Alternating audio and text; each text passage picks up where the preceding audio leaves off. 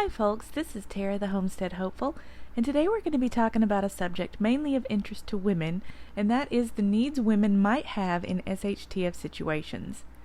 Women have some individual needs that are not generally part of most prepper stockpiles, so we're going to take a look at some of those needs and the different options that are available to take care of them. Number 1. Monthly needs. Alright, this one is the most obvious, but you'd be surprised just how many women don't think to add much to take care of their monthly needs when they're stockpiling other things. Back in the old days, women just cut up rags to deal with their monthly visitor, but this meant having to hand wash them, which was messy and unsanitary and also led to a lot of leaks. You could still do that in a pinch, and you will eventually have plenty of rags as older clothes, towels, and sheets begin to wear out. But stocking up on your preferred method of dealing with your monthly is a great idea in the meantime. It might be a good idea to start getting used to a feminine cup before SHTF happens, because they're washable and reusable and negate the need for stocking up on a large amount of paper products. They're pretty durable, so they should last for a long time, and if you stock up on a few, they should last you many years. If you don't know what feminine cups are, they're sold under brand names like the Diva Cup and Lunette. They are, quite literally, a silicone cup that fits over the mouth of the cervix to catch blood, with a short handle at the end that you can use to insert and remove it. You simply remove them when they're full, empty them, clean and sanitize them, and reinsert when necessary. If a feminine cup isn't right for you, pads would probably be a better idea than tampons, simply because there's less chance of toxic shock syndrome. TSS would likely be deadly in SHTF, and since you've probably been stretching out the use of each one for as long as possible to conserve them in SHTF, pads would be the safer alternative. Number 2. Chocolate and other treats. This one might seem a little silly, but a lot of women seem to get strong cravings for certain things right before their monthly visits, and chocolate is one of the most common. To men, having something like chocolate on hand for that time of the month might seem like a silly luxury, but he wouldn't be saying that long once he's living with a premenstrual woman who's craving chocolate and can't get any. If you have something you crave intensely before Crazy Aunt Flo comes to visit, stock up on it. You'll be glad you did, and so will everybody around you. Midol is another one that fits well into this category. Although it's not really a treat, it can relieve symptoms of PMS almost as much as a little square of chocolate heaven. But not quite. Number 3. Yeast infection treatments. If you're a female over the age of 18, you've probably already been introduced to the wonderful world of yeast infections. If you haven't, consider yourself lucky. All that itching and burning is a nightmare in the best of times, but in a disaster scenario, it might be the one thing to drive you over the edge to the point where you just give up on life. Seriously, these things are horrific. Stock up on some 3, 5, or 7-day treatments. I wouldn't stock the 1-day treatments, as they can cause more serious side effects such as increased burning, and often aren't as effective as longer treatments. Generally, the longer the treatment, the more effective it will be at getting rid of the infection and keeping it from quickly returning. Number 4. Pepper spray. An unfortunate side effect of SHTF situations is that once lawlessness sets in, unwanted advances increase drastically. And by unwanted, I mean non-consensual. I don't want to say the R word, but you know what I'm talking about. Not only that, but women are more likely to be targeted by thieves because they're seen as being weaker. Since many women don't know how to use a gun, don't want to, or might have their guns confiscated, a good alternative is pepper spray. Pepper spray can be purchased in small canisters that fit in your keychain, but I recommend bear spray.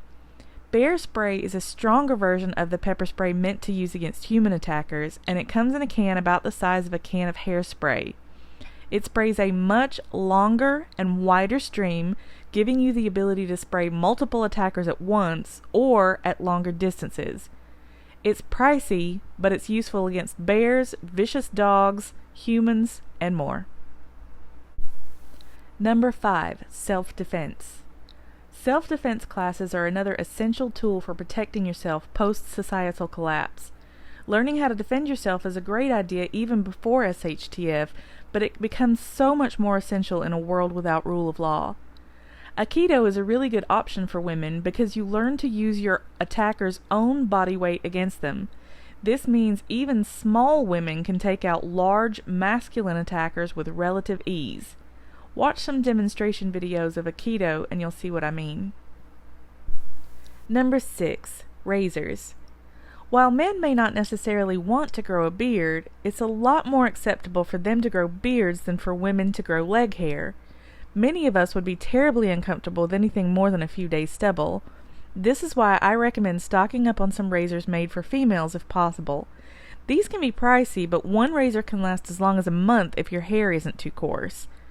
The reason I specifically recommend lady shavers is because they're more likely to have those moisturizing strips on them that help you avoid nicks and razor burn, which is especially essential if you don't have access to things like baby oil or shave gel.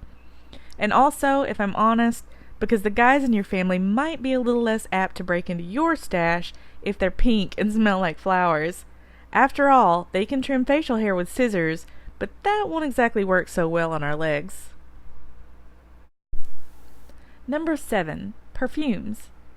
Even back in ancient times, women used different methods of making themselves smell nice, such as putting a sweet-smelling Queen Anne's pocket melon in the pockets of their dresses. Stockpiling some inexpensive perfumes is a great way to keep your spirits up and the spirits of those around you, but keep in mind that a lot of them start to smell strange after a couple of years, and the longer they're stockpiled, the more off they begin to smell. You can also learn to make your own perfumes and even grow flowers and herbs specifically for that purpose. Number 8. Birth control.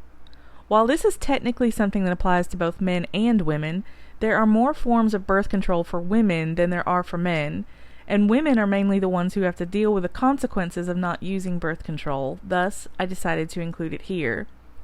The birth control pill isn't likely to be available in most true SHTF scenarios, so alternative forms are recommended. Fortunately, you can stock up on a lot of birth control items and they'll last a while in storage. Sponges, cervical caps, and diaphragms are all relatively good choices, but keep in mind that any of the products you stock up on may lose efficacy over time if they rely even partially on spermicide in order to be effective. For this reason, it's a good idea to choose a method that doesn't use spermicide, or perhaps double up on methods.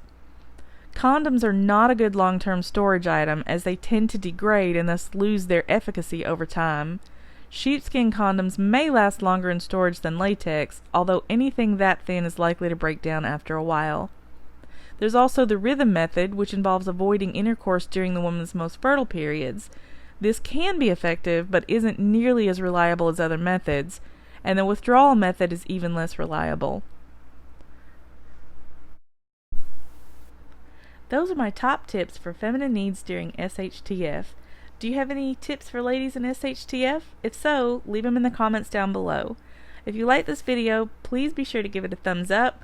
Don't forget to subscribe to my channel and ring that little notification bell so you don't miss a single video.